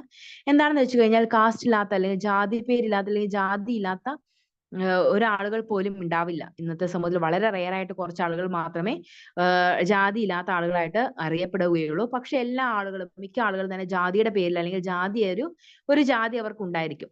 ക്രിസ്ത്യൻ ആണെങ്കിൽ മുസ്ലിമോ അല്ലെങ്കിൽ ഹിന്ദുവോ അങ്ങനെ ഏതെങ്കിലും ഒരു ജാതി പേരിൽ അല്ലെങ്കിൽ ജാതിയുടെ അടിസ്ഥാനത്തിലായിരിക്കും അവർ നിലനിൽക്കുക. അപ്പൊ അവരുടെ കമ്മ്യൂണിക്കേഷനും അവരുടെ കമ്മ്യൂണിറ്റി ആയിട്ടൊക്കെ അവര് കാണുന്നത് ആ ഒരു ജാതിയായിരിക്കും. അതുകൊണ്ട് തന്നെ ജാതിയുടെ പേരിലുള്ള കൊലപാതകങ്ങളും വേർതിരിവുകളും ഒക്കെ ഇന്ത്യയിൽ നിലനിന്ന് പോകുന്നത് ഇത്തരത്തിലുള്ള ജാതി വ്യവസ്ഥയിൽ അധിഷ്ഠിതമായ ഒരു സമൂഹമാണ് ഇന്ത്യ എന്നതുകൊണ്ടാണ്. അപ്പൊ അതുകൂടെ ഒന്ന് ഓർത്തിരിക്കുക. നെക്സ്റ്റ് എന്ന് പറയുന്നത് ഇതിൽ നിന്ന് വരാൻ സാധ്യതയുള്ള ഒരു ക്വസ്റ്റ്യൻ ആണ് outline caste hierarchy and class conflict. അപ്പൊ കാസ്റ്റും അതുപോലെ തന്നെ ക്ലാസും തമ്മിലുള്ള ഒരു ബന്ധം ഓർത്തിരിക്കുക. കാസ്റ്റ് എന്ന് പറയുന്നത് ജാതിയാണ്, ക്ലാസ് എന്ന് പറയുന്നത് വർഗമാണ്. കാസ്റ്റ് എന്ന് പറയുന്നത് നമ്മളൊരു ഇൻഡിപെൻഡൻസ് ഒക്കെ ശേഷം പല രീതിയിലുള്ള ഉയർന്ന വർഗത്തിൽപ്പെട്ട വിഭാഗത്തിൽപ്പെട്ട ജാതിയിൽപ്പെട്ട ആളുകൾക്ക് അവരുടെ സ്വത്തൊക്കെ നഷ്ടപ്പെട്ട് അവർ ചിലപ്പോൾ താഴ്ന്ന വിഭാഗത്തിൽപ്പെട്ട ആളുകളായിട്ട് മാറിയിട്ടുണ്ടാവും. അപ്പൊ ക്ലാസ്സിൽപ്പെട്ട താഴ്ന്ന വർഗത്തിൽപ്പെട്ട അല്ലെങ്കിൽ താഴ്ന്ന ജാതിയിൽപ്പെട്ട ആളുകൾക്ക് ചിലപ്പോൾ ഈ സമ്പത്ത് കിട്ടി കാണുമായിരിക്കും. അപ്പൊ അങ്ങനെ നോക്കുകയാണെങ്കിൽ അവർ പല രീതിയിൽ അവരുടെ സോഷ്യൽ സ്ട്രാറ്റിഫിക്കേഷൻ അല്ലെങ്കിൽ സാമൂഹിക ഘടനയിൽ അവർക്ക് മാറ്റങ്ങൾ ഉണ്ടാവാം. അപ്പൊ ആ രീതിയിൽ ഒന്ന് ഓർത്തിരുന്നാൽ മതി. അപ്പൊ ബ്രാഹ്മണന്മാരാണെങ്കിൽ പോലും അവർ ഉയർന്ന ജാതിയിൽപ്പെട്ട ആളുകളാണെങ്കിൽ പോലും തൊഴിലാളി വർക്കുകളാണ് ചെയ്യുന്നതെങ്കിൽ അവരും താഴ്ന്ന ജാതിയിൽപ്പെട്ട ആളുകളെ പോലെ ആ ഒരു ക്ലാസ് ആയിട്ട് കണക്കാക്കാനായിട്ട് സാധിക്കും. അവരെ ഒരു ക്ലാസ് ആയിട്ടാണ് ആളുകൾ കണക്കാക്കുക. അതോടെ ഓർത്തിരിക്കാം. പിന്നെ how is classes are different from caste in India. അപ്പൊ ക്ലാസസ് എങ്ങനെയാണ് ഇന്ത്യയുടെ കാസ്റ്റ് സിസ്റ്റവുമായിട്ട് വ്യത്യസ്തമായിട്ടിരിക്കുന്നത് എന്നുള്ള കാര്യം കൂടെ ചിലപ്പോൾ ചോദിച്ചു കണ്ടുള്ള ഒരു ക്വസ്റ്റൻ ആണ് കേട്ടോ. അപ്പൊ അതുകൂടെ ഒന്ന് ഓർത്തിരിക്കാം. പിന്നെ വാട്ട് ഈസ് സോഷ്യൽ മൊബിലിറ്റി, എന്താണ് സോഷ്യൽ മൊബിലിറ്റി എന്നുള്ള കാര്യം കൂടെ ഒന്ന് ഓർത്തിരിക്കുക. സോഷ്യൽ മൊബിലിറ്റി എന്ന് പറയുന്നത് എന്താണ്? മൊബിലിറ്റി എന്ന് പറയുന്നത് ചലനാത്മകതയാണ്. അപ്പൊ ചലനാത്മകത നമ്മുടെ സമൂഹത്തിൽ വളരെയധികം ഉണ്ട് എന്നുള്ള കാര്യം കൂടെ ഓർത്തിരിക്കുക.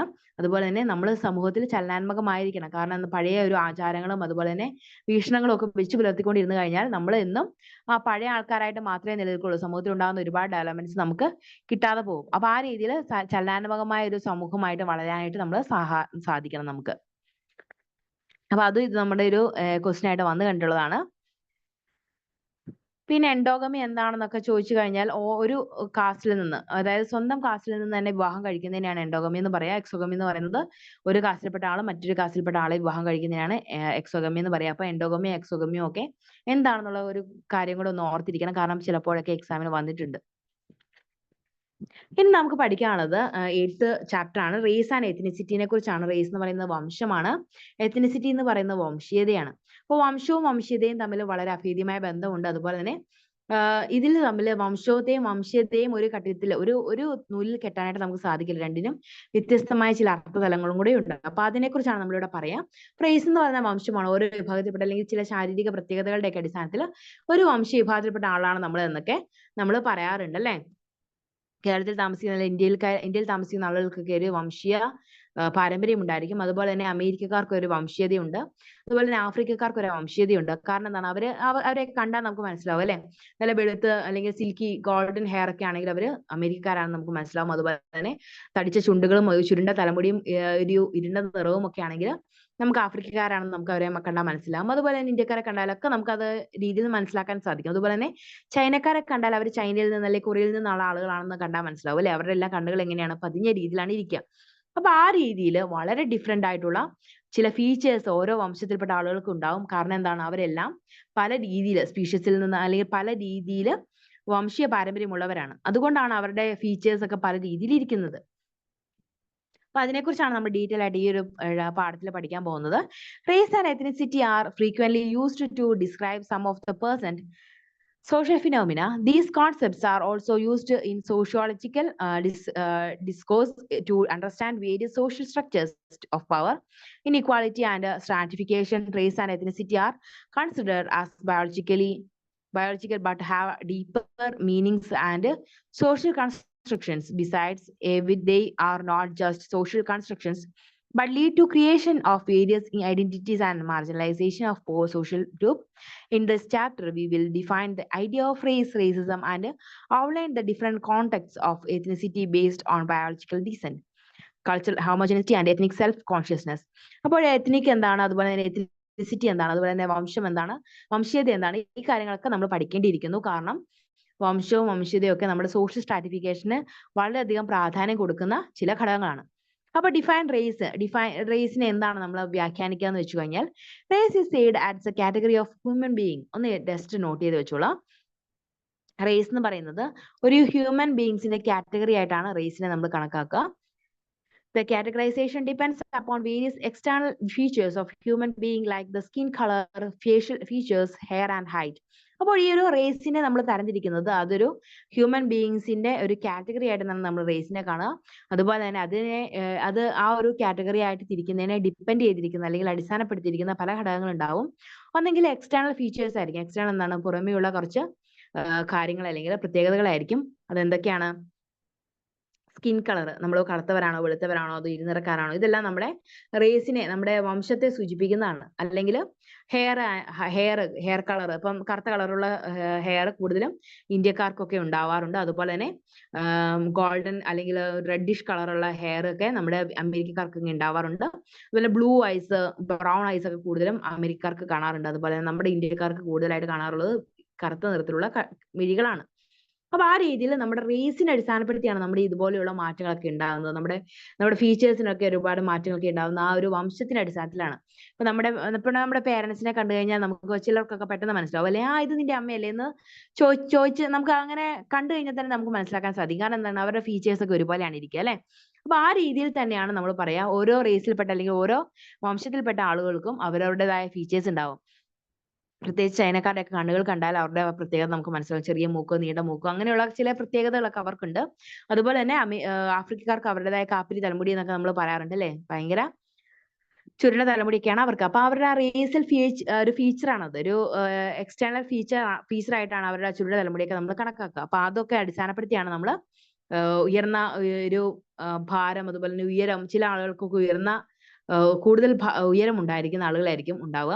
പ്രത്യേകിച്ച് ആഫ്രിക്കക്കാർക്കൊക്കെ നല്ല ഉയരം ഉണ്ടായിരിക്കും. പക്ഷെ ഇന്ത്യക്കാർക്ക് നോർമൽ ആയിട്ടുള്ള ഉയരമായിരിക്കും ഉണ്ടാവുക. പല രീതിയിലുള്ള ഉയരങ്ങൾ അവർക്കുണ്ടാവും, ഇന്ത്യക്കാർക്കുണ്ടാവും. അപ്പൊ ആ രീതിയിൽ നോക്കുകയാണെങ്കിൽ നമ്മുടെ എല്ലാ രീതിയിലും എക്സ്റ്റേണൽ ആയിട്ടുള്ള ഫീച്ചേഴ്സ് അടിസ്ഥാനപ്പെടുത്തി റേസിനായിട്ട് നമുക്ക് പല രീതിയിലുള്ള വംശങ്ങളായിട്ട് നമ്മളെ തരംതിരിക്കാറുണ്ട്. For example, most of the Europeans have fair skin, where the people of Africa are often having black skin. Some people have curly hair, some have straight hair, some people are short, and some are relatively taller. Based on these differences, people are clubbed under various races such as Caucasian, Mongolian, Negroid, etc. These categories are considered by biological, which means inherited. In 18th century, physical anthropologists made such divisions of human being and considered it as scientific classification of human beings. This categorization helped the Europeans establish their supremacy over other populations. Scholars have categorized people differently. Frederick Farrer divided people into 3 groups based on civilization: savage, semi-savage and civilized. അപ്പോൾ Federico Ferrer അവരുടെ ഗ്രൂപ്പിനെ, അതായത് ഈ ഒരു തരത്തിലുള്ള വംശത്തിൽപ്പെട്ട ആളുകളെ പല ഗ്രൂപ്പുകളായിട്ട് തിരിച്ചിട്ടുണ്ട്. ഫെഡറിക്കിന്റെ 3 രീതിയിലാണ് വംശത്തെ തിരിച്ചിട്ടുള്ളത്. ഒന്ന് സാവേജ് ആണ്, 2 സെമി സാവേജ് ആണ്, 3 എന്ന് പറയുന്നത് സിവിലൈസ്ഡ് ആണ്. അപ്പോൾ സാവേജ് എന്ന് പറയുന്നത് all Afrikaans, diagnosis people of colour, അതിനെയാണ് സാവേജ് എന്ന് പറയുന്നത്. With the expansion of the Chinese, അപ്പൊ അതെല്ലാം സാവേജ് ആയിട്ടുള്ള ആളുകളെയാണ് നമ്മൾ ആഫ്രിക്കക്കാരെയും സാവേജ് എന്ന് പറയുന്ന ഒരു വിഭാഗത്തില് നമ്മൾ ആഫ്രിക്കക്കാരെയും അതുപോലെ തന്നെ നമ്മുടെ ഇന്ത്യക്കാരായിട്ടുള്ള ആളുകളെയും അതുപോലെ തന്നെ ചൈനയിലുള്ള ആളുകളെയൊക്കെ നമ്മളൊരു വിഭാഗത്തിൽ സാവേജ് ആളുകളായിട്ടാണ് കണക്കാക്കുക. ഈ ഫെഡറിക്കിന്റെ അഭിപ്രായത്തിൽ രണ്ടാമത്തെ ഒരു ഡിവിഷൻ എന്ന് പറയുന്നത്, ഡിവൈഡ് ചെയ്തിരിക്കുന്ന ആളുകളെ സെമി സാവേജ് ആയിട്ടാണ്. അത് ചൈനീസിലുള്ള ആളുകളെയും who were once savage type but now will civilized. അപ്പം അവര് ഒരിക്കലും സാവേജ് ആയിട്ട് കണ്ടിരുന്നു, പിന്നീട് അവർ എന്താണ് സിവിലൈസ്ഡ് ആയിട്ട് മാറിക്കൊണ്ടിരിക്കുകയാണ്. അതുകൊണ്ടാണ് സെമി സാവേജ് എന്ന് അവരെ വിളിക്കുക. ഇനി സിവിലൈസ്ഡ് ആളുകൾ എന്ന് പറയുന്നത് European, Aryan and Semitic peoples ആണ്. യൂറോപ്യൻ ആയിട്ടുള്ള ആളുകൾ, ആര്യൻസ്, അതുപോലെ തന്നെ സെമിറ്റിക് പീപ്പിൾസിനെയൊക്കെ നമ്മൾ സിവിലൈസ്ഡ് ആയിട്ടുള്ള ആളുകൾ എന്ന് വിളിക്കാറുണ്ട്. ഇനി German taxonomic Carlos Linus classified human beings into 4 categories depending upon the skin color. അപ്പൊ അദ്ദേഹം ജർമ്മൻ ടാക്സോണമിസ്റ്റ് ആയിട്ടുള്ള കാർലോസ് 4-5 രീതിയിലാണ് കളറിന്റെ അടിസ്ഥാനത്തിൽ ഈ ഒരു കാറ്റഗറീസ് ആയിട്ട് ആളുകളെ തിരിച്ചിരിക്കുന്നത്. 4 രീതിയിലാണ്. അമേരിക്കൻ എന്ന് പറയുന്നുണ്ട്, അവർ റെഡ് പീപ്പിൾസ് ആയിട്ടാണ് കാണുക. യൂറോപ്യൻ എന്ന് പറയുന്നത് വൈറ്റ് പീപ്പിൾസ് ആയിട്ടാണ് കാണുക. ഏഷ്യൻ എന്ന് പറയുന്നത് യെല്ലോ, ആഫ്രിക്കൻ എന്ന് പറയുന്നത് ബ്ലാക്ക്. അപ്പൊ ആ രീതിയിലാണ് കാർലോസ് 4 രീതിയിൽ കളറിന്റെ അടിസ്ഥാനത്തിൽ ആളുകളുടെ വംശങ്ങളായിട്ട് പല രീതിയിലുള്ള വംശങ്ങളായിട്ട് തിരിച്ചിട്ടുണ്ട്. ഒന്ന് അമേരിക്കൻ, റെഡ് കളറിലുള്ള ആളുകളാണ്. 2 യൂറോപ്യൻ, അതുപോലെ തന്നെ ഏഷ്യൻ, അത് കഴിഞ്ഞ് ആഫ്രിക്കൻ, ആ രീതിയിൽ ആളുകളെ തിരിച്ചിട്ടുണ്ട്. Linnaeus described their nature. Americans are ill-tempered, subtle, and Europeans are serious and strong.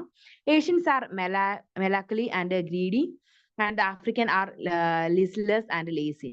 അപ്പോൾ അതുപോലെ തന്നെ അവര് പല രീതിയിൽ ആളുകളുടെ ബിഹേവിയേഴ്സും കൂടെ ഇതിൽ ഉൾപ്പെടുത്തുന്നുണ്ട്. അമേരിക്കൻ എന്ന് പറയുന്നത് ലിറ്റിൽ ടെമ്പേർഡ് ആയിരിക്കും, അതുപോലെ തന്നെ യൂറോപ്യൻസ് എന്ന് പറയുന്നത് ഭയങ്കര സ്ട്രോങ് ആയിരിക്കും, അതുപോലെ തന്നെ നമ്മുടെ ഏഷ്യൻസ് എന്ന് പറയുന്നത് ഗ്രീഡി ആയിരിക്കും, അതുപോലെ ആഫ്രിക്കൻസ് എന്ന് പറയുന്നത് ലേസി ആയിരിക്കും എന്നൊക്കെ ഇവിടെ ഇങ്ങനെ പറയുന്നുണ്ട്. ആ ഒരു വംശത്തിന്റെ അടിസ്ഥാനത്തിൽ പല രീതിയിലായിട്ട് തിരിച്ചിട്ടുണ്ട് എന്നാണ് പറയാം. അപ്പോൾ ഈ വംശം എന്ന് പറയുന്നത് ഭയങ്കര കൃത്യമായിട്ട് നമ്മൾ പറഞ്ഞാൽ വംശത്തിന്റെ അടിസ്ഥാനത്തിൽ ആളുകളെ തിരിക്കാറുണ്ട്. വംശം എന്ന് പറയുന്നത് ഒരു കാറ്റഗറി ഓഫ് ഹ്യൂമൻ ബീയിങ്സിനാണ് നമ്മൾ വംശം എന്ന് പറയുക. അപ്പൊ അതിനെ പല ആളുകൾ പല രീതിയിലാണ് തിരിച്ചിട്ടുള്ളത്. ഫെഡറിക്കിന്റെ ഒരു ഡിവിഷൻ ഓഫ് പീപ്പിളിനെ ഡിവൈഡ് ചെയ്തിരിക്കുന്നതെന്ന് പ്രത്യേകമായിട്ട് ഓർത്തിരിക്കണം. സാവേജ് ആയിട്ടും സെമി സാവേജ് ആയിട്ടും അതുപോലെ തന്നെ സിവിലൈസ്ഡ് ആയിട്ടും ആളുകളെ തിരിച്ചിട്ടുണ്ട്. അതുപോലെ തന്നെ അമേരിക്കൻ, യൂറോപ്യൻ, ഏഷ്യൻ, ആഫ്രിക്കൻ, ആ രീതിയിൽ ഒരു വംശങ്ങളെ തിരിച്ചിട്ടുണ്ടെന്നുള്ള കാര്യം ഓർത്തിരിക്കുക. ഇനി race as a social construction എന്ന് പറഞ്ഞാൽ ഒരു സാമൂഹിക നിർമ്മാണം അല്ലെങ്കിൽ സാമൂഹിക നിർമ്മിതി എന്ന നിലയിൽ വംശം എങ്ങനെ നിലനിൽക്കുന്നു എന്നുള്ള കാര്യം കൂടെ നമ്മൾ പഠിക്കേണ്ടിയിരിക്കുന്നു. Scholars argued the race is a social contract in biological studies over race and its generates. It is found that there are no special genetic markers to different people in the name of race within the so-called given race. Much more variations are found that between the races. The diversity of people are also influenced by the graphical locations, and assertion of racial identities can be considered as a process of creation of hierarchies between people. The idea of race hands and so scientific basis. The skin color varies because of the presence of pigment and melanin. Melanin എന്താണെന്ന് അറിയാം അല്ലെ? Melanin എന്ന് പറയുന്നത് നമ്മുടെ skin കളറെ തീരുമാനിക്കുന്ന ഒരു വസ്തുവാണ്. നമ്മുടെ ശരീരത്തിലുള്ള സ്കിന്നിലുള്ള ഒരു വസ്തുവാണ്. മെലാനിൻ കൂടുതലുണ്ടെങ്കിൽ നമ്മൾ കൂടുതൽ ഡാർക്ക് ആവും, മെലാനിൻ കുറവാണെങ്കിൽ നമ്മൾ കൂടുതൽ വൈറ്റ് ആയിട്ട് മാറും. അപ്പൊ ആ രീതിയിൽ പിഗ്മെന്റും അതുപോലെ തന്നെ മെലാനിനും ഒക്കെ നമ്മുടെ കളറിനെ സ്വാധീനിക്കുന്ന ചില കാര്യങ്ങളാണ്. അപ്പൊ വംശങ്ങൾ ഓരോ വംശങ്ങളായിട്ട് നിൽക്കുമ്പോൾ ആ ഓരോ വംശങ്ങളും നിലനിൽക്കുന്ന ചില രാജ്യങ്ങളുടെ കാലാവസ്ഥയും പ്രത്യേകതകളും ഒക്കെ അവരുടെ നേച്ചർ അല്ലെങ്കിൽ അവരുടെ വംശത്തെ കൂടുതലായിട്ട് സ്വാധീനിക്കാറുണ്ട്. അപ്പൊ അതിനെയൊക്കെ അടിസ്ഥാനപ്പെട്ടിയാണ് അവിടെ കളറും അതുപോലെ തന്നെ അവരുടെ സ്കിൻ ടോണും ഒക്കെ ഉണ്ടാവുന്നത് എന്നുള്ള കാര്യം കൂടെ ഓർത്തിരിക്കാം. റേസിസം എന്ന് പറയുന്നത് എന്താണെന്നുള്ളതും പ്രധാനപ്പെട്ട ഒരു കാര്യമാണ്. Racism is the belief that group is human possess different in behavioural traits cooperating and inherited attributes that can be divided based on the superiority of one race over another. It may also mean prejudice, discrimination of antagonism, direct against other people because they are of a different races of ethnicity. During the 18th and 19th century, the colonial powers used racism to establish their supremacy. They have even used religious and science to establish their racial supremacy and differences. The colonial powers used Darwin's theory of survival of the fittest to justify their genocide and racism. It implied that the strong would survive and the weak would die. അപ്പോൾ races എന്ന് പറയുന്നത് വംശീയതയാണ്. വംശീയത എന്ന് പറയുന്നത് ഒരു ഘട്ടത്തിൽ നമുക്ക് വളരെയധികം ദോഷം ചെയ്യുന്ന ഒരു കാര്യമാണ്. കാരണം എന്താണ്, നമ്മുടെ അമേരിക്കയിലൊക്കെ വംശീയത വളരെയധികം കൂടുതലായിട്ട് കാണപ്പെടാറുണ്ട്. പ്രത്യേകിച്ച് താഴ്ന്ന അല്ലെങ്കിൽ ബ്ലാക്ക് ആയിട്ടുള്ള ആളുകളെ കൊല്ലുന്ന ഒരു ഭാഗം ആളുകളൊക്കെ ഈ ഒരു വിദേശ രാജ്യങ്ങളിലൊക്കെ ഉണ്ട്. അപ്പൊ ആ രീതിയിൽ നോക്കുകയാണെങ്കിൽ റേസസ് എന്ന് പറയുന്നത് വളരെയധികം ദുർബലമായ അല്ലെങ്കിൽ വളരെയധികം നാശനഷ്ടങ്ങൾ ഉണ്ടാക്കുന്ന അല്ലെങ്കിൽ വളരെയധികം മാരകമായിട്ടുള്ള ഒരു ഇഷ്യൂ ആയിട്ട് നമുക്ക് കാണാൻ സാധിക്കും. അപ്പൊ പല ആളുകൾ ഇപ്പം താഴ്ന്ന വിഭാഗത്തിൽപ്പെട്ട അല്ലെങ്കിൽ ബ്ലാക്ക് ആയിട്ടുള്ള ആളുകളെ വൈറ്റ് ആയിട്ടുള്ള ആളുകൾ തരം താഴ്ത്തുകയും അതുപോലെ തന്നെ അവർക്ക് ജീവഹാനി വരുത്തുകയും ഒക്കെ ചെയ്യുന്നത് റേസിസത്തിന്റെ ഭാഗമായിട്ടാണ്. അപ്പോൾ അതുപോലെ തന്നെ ഡാർവിന്റെ theory of survival of the fittest എന്ന് പറയുന്ന ഒരു തിയറിയും കൂടി ഇതിന്റെ ഒരു റേസിസത്തിന്റെ ഭാഗമായിട്ട് അവര് മുന്നോട്ട് വെക്കുന്ന ഒരു തിയറിയാണ്. കാരണം എന്താണെന്ന് വെച്ച് കഴിഞ്ഞാൽ അതിജീവിക്കാൻ ശക്തിയില്ലാത്ത ആളുകളാണ് പരാജയപ്പെട്ടു പോകുന്നത്, അല്ലെങ്കിൽ ജീവിതത്തിൽ പിന്നോട്ടായി പോകുന്നത്, അല്ലെങ്കിൽ മരണപ്പെടുന്നതെന്നുള്ള ഒരു തിയറി അവർ മുന്നോട്ട് വെക്കുന്നു. പക്ഷേ അതെന്താണ്, വളരെയധികം അസന്തുലിതാവസ്ഥ സമൂഹത്തിൽ ഉണ്ടാക്കുന്ന ഒരു കാര്യം കൂടിയാണ്. ഈ റേസിസത്തിന്റെ പേരിലുള്ള വഴക്കുകളും അതുപോലെ തന്നെ ക്രൂരതകളും ഒക്കെ നമുക്ക് അനുവദിച്ചു കൊടുക്കാൻ പറ്റാത്തൊരു കാര്യമാണ്. അതുപോലെ തന്നെ റേസിസം എന്ന് പറഞ്ഞാൽ പല രീതിയിൽ പല മെത്തേഡിൽ നമുക്ക് കാണാനായിട്ട് സാധിക്കുന്ന ഒരു കാര്യമാണ്. 19th സെഞ്ചുറിയിലാണ് colonial powers used racism to establish the supremacy. അപ്പം 19ാം നൂറ്റാണ്ടില് കൊളോണിയൽ എന്താണ്, കോളനികളൊക്കെ ആകുന്ന ബ്രിട്ടീഷുകാർ, അതുപോലെ തന്നെ മറ്റ് ഫ്രഞ്ചുകാർ, അങ്ങനെയുള്ള ആളുകളുണ്ടല്ലോ. അപ്പൊ അവരൊക്കെ അവരുടെ വംശീയതയെ അവര് മറ്റു രാജ്യങ്ങളെ അല്ലെങ്കിൽ താഴ്ന്ന വിഭാഗത്തിൽപ്പെട്ട റേസിൽപ്പെട്ട ആളുകളെ, വംശത്തിൽപ്പെട്ട ആളുകളെ ഭരിക്കാനുള്ള ഒരു മാർഗമായിട്ട് അല്ലെങ്കിൽ ഒരു കാരണമായിട്ട് അവർ റേസിസത്തേക്ക് ഉയർത്തിക്കാട്ടാറുണ്ട്. പ്രധാനമായിട്ടും യൂറോപ്യൻസ് ഒക്കെ ഇന്ത്യയിൽ വന്ന്, ബ്രിട്ടീഷുകാർ ഇന്ത്യയിൽ വന്ന് അവര് അധികാരം ഏറ്റെടുത്തപ്പോൾ അവർ പറയുന്ന മെയിൻ ഒരു കാര്യം എന്താണെന്ന് വെച്ച് കഴിഞ്ഞാൽ, ഞങ്ങൾ വംശീയമായിട്ട് ഉയർന്ന വിഭാഗത്തിൽപ്പെട്ട ആളുകളാണ്, അല്ലെങ്കിൽ ഞങ്ങൾ വംശീയമായിട്ട് ഒരുപാട് ഉയർന്നവരാണ്, അതുകൊണ്ട് നിങ്ങളെ ഭരിക്കാനുള്ള അവകാശം ഞങ്ങൾക്കുണ്ട് എന്നുള്ള രീതിയിൽ അവര് ആളുകളെ ചൂഷണം ചെയ്യാനായിട്ടുള്ള ഒരു മാർഗമായിട്ട് ഈ ഒരു തത്വം അവർ ഉപയോഗിച്ചിരുന്നു. അപ്പൊ ആ രീതിയിലുള്ള തർക്കങ്ങളും കാര്യങ്ങളും ഒക്കെ ഈ റേസിസത്തിന്റെ ഭാഗമായിട്ട് ഉണ്ടാവുന്നതാണ്. അതുകൊണ്ട് തന്നെ റേസിസം എന്ന് പറയുന്നത് അത്ര നല്ല കാര്യമായിട്ട് നമ്മൾ പരിഗണിക്കരുത്. ഇനി ethnicity, history, definition and elements ആണ് ഇവിടെ പറയാം. എത്നിസിറ്റി എന്ന് പറയുന്നത് എന്താണ്, വംശീയതയാണ്. അപ്പം എത്നിസിറ്റി എന്ന് പറയുന്നത് discuss below that the history, definition and elements of ethnicity. History of the concept എന്ന് പറയുന്നത് ആ ഒരു എത്നിസിറ്റിയുടെ ഒരു ഹിസ്റ്ററി അല്ലെങ്കിൽ ചരിത്രം എന്താണെന്ന് നമുക്ക് നോക്കാം. The term ethnic has been derived from the Greek word ethnos. അതൊന്ന് നോട്ട് ചെയ്ത് വെച്ചോളാം. എത്നോസ് എന്ന് പറയുന്ന ഗ്രീക്ക് വേർഡിൽ നിന്നാണ് എത്നിസിറ്റി എന്ന് പറയുന്ന വേർഡ് ഉണ്ടായിട്ടുള്ളത്. Which means nation which is not depicted as a political entity but the unit of persons with a common blood or descent. With adjectival form ethnikos used in Latin as ethniasis means healthiness, the others who did not share the faith. The English and the term ethnic refers to someone who is neither Christian nor Jew. Example, the pagan or health ethnicists are those others who are not us. Ethnicity എന്ന് പറയുന്നത് വംശീയത അല്ലെങ്കിൽ രക്തബന്ധമുള്ള ആളുകൾ എന്ന് നമ്മൾ പറയാറുണ്ട്. അപ്പൊ ആ രക്തബന്ധത്തിനെ അടിസ്ഥാനപ്പെടുത്തി അവര് എത്നിസിറ്റി ആയിട്ട് അവർ ആ ആളുകളെ, കൂട്ടം ആളുകളെ കാണാറുണ്ട്. അപ്പൊ ആ ഒരു കൂട്ടത്തെ നമ്മൾ ബലവത്തായ ഒരു എത്നിസിറ്റി അല്ലെങ്കിൽ വംശീയ കൂട്ടമാണെങ്കിൽ അത് അവര് ഭയങ്കര ഡേഞ്ചറസ് ആവുകയാണെങ്കിൽ ഒരുപാട് ആളുകൾക്ക് അത് ബുദ്ധിമുട്ടുണ്ടാക്കുന്ന ഒരു ഘടകമാണെന്ന് കൂടെ ഓർത്തിരിക്കുക. By the 20th century it meaning changing again the restrictions of the Greek roots including the end of the them vs idea now is used a particular way to define not only others but also ourselves. അപ്പോൾ അതുപോലെ തന്നെ വേറൊരു കാര്യം എന്താണെന്ന് വെച്ച് കഴിഞ്ഞാൽ, ഈ ഒരു എത്നിസിറ്റി കൂടുതൽ ബലവത്തായി കഴിഞ്ഞാൽ അല്ലെങ്കിൽ കൂടുതൽ ദോഷകരമായിട്ട് നമ്മളെ ബാധിച്ചു കഴിഞ്ഞാൽ നമ്മളും അവരും എന്നുള്ള ഒരു കോൺസെപ്റ്റിലേക്ക് നമ്മൾ എത്താനായിട്ട് സാധ്യതയുണ്ട്. കാരണം എന്താണ്, ജർമ്മനിയിലൊക്കെ നാസിസ്റ്റുകൾ ഒരുപാട് പ്രശ്നങ്ങൾ ഉണ്ടാക്കിയത് എന്താണ്, വംശീയതയുടെ പേരിലാണ് അല്ലെ. എന്താണെന്ന് വെച്ചാൽ ജർമ്മൻ ആളുകൾ ജൂയിഷ് ആയിട്ടുള്ള ആളുകളെ ഒരുപാട് അവർക്ക് ജൂയിഷ് ആയിട്ടുള്ള ആളുകൾ തങ്ങളുടെ നാട്ടിൽ വന്ന് ഒരുപാട് സ്വത്തുക്കൾ സമ്പാദിക്കുന്നു അല്ലെങ്കിൽ ഉയർന്ന നിലയെത്തുന്നു എന്നുള്ളൊരു ചിന്ത ഹിറ്റ്ലർക്ക് വന്നപ്പോഴാണെങ്കിൽ, ഈ ഹിറ്റ്ലറെ പോലുള്ള ആളുകൾ ജർമ്മൻ നിവാസികൾക്ക് വന്നപ്പോഴാണ് അവര് കൂടുതൽ വയലന്റ് ആവുകയും അതുപോലെ തന്നെ ജൂതന്മാരെ കൊല്ലുവാനായിട്ട് തയ്യാറാവുകയും ചെയ്തത്.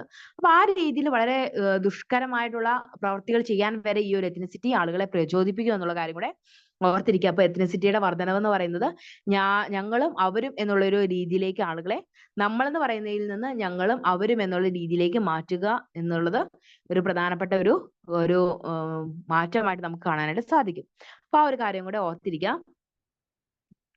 French, a variation of ethnics such as ethnic and different ethnic as a people are characterized by the common history, tradition, language, and lifestyle. He also added the feature of unrootedness from home. This is definition for him, and the ethnicity emerges when people are unrooted from their homeland because of a conflict, colonization, or mitigation, and device groups come into contact with each other in a new setting. Ethnies are displaced people who are away from their homeland and continues to follow their native lifestyle. അപ്പൊ അത്രയും കാര്യങ്ങൾ നമ്മൾ മനസ്സിലാക്കിയിരിക്കണം. അതുപോലെ തന്നെ അവരവരുടെ ജീവിത സാഹചര്യങ്ങളിൽ നിന്നും അതുപോലെ തന്നെ അവരവരുടെ വംശീയ ഗ്രൂപ്പുകളിൽ നിന്നുള്ള ഒരു മാറ്റപ്പെടൽ അവരെ തകർക്കുന്ന ഒരു കാര്യമായിട്ട് നമുക്ക് മനസ്സിലാക്കാൻ സാധിക്കും. അതുപോലെ തന്നെ വംശീയത എന്ന് പറയുന്നത് ആളുകൾ തമ്മിലുള്ള ഒരു സ്നേഹബന്ധം അല്ലെങ്കിൽ അവർ തമ്മിലുള്ള ഒരു ഒത്തൊരുമയെ ദോഷകരമായിട്ട് ബാധിക്കുന്ന ഒരു കാര്യമാണ് വംശീയത എന്നുള്ള കാര്യം കൂടെ ഓർത്തിരിക്കുക. അപ്പോൾ വംശീയ ഗ്രൂപ്പുകളെയും കാര്യങ്ങളെയും നമ്മൾ പ്രോത്സാഹിപ്പിക്കാതിരിക്കുക. അതുപോലെ തന്നെ നമ്മൾ ഒരു രാജ്യത്തിലുള്ള ആളുകൾ നമ്മൾ എന്നുള്ള ഒരു വികാരം വെച്ചു പുലർത്തുവാനും വളരെയധികം ശ്രദ്ധിക്കേണ്ടത് അത്യാവശ്യമാണ്. അപ്പൊ അത്രയും കാര്യങ്ങളാണ് ഇന്നത്തെ ക്ലാസ്സിൽ പറയാം. അപ്പൊ ജസ്റ്റ് ഒന്ന് നോക്കി വെക്കുക. എത്നിസിറ്റി എന്ന് പറയുന്നത് എന്താണ്, അതുപോലെ തന്നെ റേസ് എന്ന് പറയുന്നത് എന്താണ്, റേസസ് എന്ന് പറയുന്നത് എന്താണ്. പ്രധാനമായിട്ടും റേസ് എന്ന് പറയുന്നത് വംശമായിട്ട് നമ്മൾ കണക്കാക്കുന്നു. അതൊരു ഹ്യൂമൻ ബീയിങ്സിന്റെ ഒരു ഗ്രൂപ്പിനെയാണ് നമ്മൾ റേസ് ആയിട്ട് കണക്കാക്കുക. വംശത്തിൽപ്പെട്ട ആളുകൾ പല രീതിയിലുണ്ട്. അവരുടെ ഫേഷ്യൽ ഫീച്ചേഴ്സ് അല്ലെങ്കിൽ ബയോളജിക്കൽ ഫീച്ചേഴ്സ് ഒക്കെ വെച്ചിട്ടാണ് നമ്മൾ ഓരോ വംശത്തിൽപ്പെട്ട ആളുകളായിട്ട് ആളുകളെ തിരിക്കുന്നത് എന്നുള്ള കാര്യം കൂടെ ഓർത്തിരിക്കുക. Okay, thank you. എന്തെങ്കിലും ഡൗട്ടും കാര്യങ്ങളും ഉണ്ടോ? ക്ലിയർ ആയോ പറഞ്ഞത്? അപ്പൊ വളരെ ഈസിയാണ് കേട്ടോ. റേസ് എന്ന് പറയുന്നത്, റേസസ് എന്ന് പറയുന്നത്, എത്നിസിറ്റി എന്നൊക്കെ പറയുന്നത് വളരെ ഈസിയാണ്. നമുക്ക് ഇന്ന് നമ്മൾ കാണുന്ന ഘടകങ്ങളുമായിട്ട് അല്ലെങ്കിൽ വാർത്തകളുമായിട്ട് കൂടിച്ചേർന്ന് വായിച്ചു കഴിഞ്ഞാൽ അല്ലെങ്കിൽ കൂടിച്ചേർന്ന് നമ്മൾ ഈ ഒരു കാര്യങ്ങൾ ഓർത്തിരുന്ന് കഴിഞ്ഞാൽ നമുക്ക് പെട്ടെന്ന് ക്വസ്റ്റ്യൻസ് വരുമ്പോൾ ആൻസറുകൾ എഴുതാനായിട്ട് സാധിക്കും. കാരണം ഈ അമേരിക്കയിലൊക്കെ ഓരോ വംശീയതയൊക്കെ കൂടുതലായിട്ട് നിലനിൽക്കുന്ന ഒരു കാലഘട്ടമാണ് ഇപ്പോൾ ഉള്ളത്. അപ്പോൾ ഒരുപാട് അമേരിക്കക്കാര് ബ്ലാക്സ് ആയിട്ടുള്ള ആളുകളെ അല്ലെങ്കിൽ നീഗ്രോക്കാരെയൊക്കെ വെടിവെച്ച് കൊല്ലുകയും അല്ലെങ്കിൽ ഇല്ലാതാക്കുകയൊക്കെ ചെയ്യുന്നത് നമ്മൾ കണ്ടിട്ടുണ്ടാവും. അതിന് തന്നെ ഒരു ഉദാഹരണമാണ് നമ്മുടെ നാസിസം അല്ലെങ്കിൽ ഹിറ്റ്ലറുടെ ജൂതന്മാരെ കൊല്ലുന്ന ഒരു പ്രവണതയൊക്കെ വംശീയതയുടെ ഭാഗമായിട്ട് ഉടലെടുത്താണ്. ഈ കാര്യങ്ങൾ ഓർത്തിരുന്നു കഴിഞ്ഞാൽ വംശീയത എന്താണ്, റേസ് എന്താണ്, റേസിസം എന്താണെന്നൊക്കെ ഉള്ളതിന് നമുക്ക് ആൻസറുകൾ സുഗമമായിട്ട് എഴുതാനായിട്ട് സാധിക്കും. ഓക്കെ, അപ്പൊ അടുത്തത് നമുക്ക് ഇനി ഒരു എത്നിസിറ്റി എന്താണ്, കോൺസെപ്റ്റ്സുകൾ എന്താണ് എത്നിസിറ്റിനെ കുറിച്ചുള്ളത് എന്നുള്ള കാര്യങ്ങളൊക്കെ അടുത്ത ക്ലാസ്സിൽ ഡിസ്കസ് ചെയ്യാം. Okay, thank you.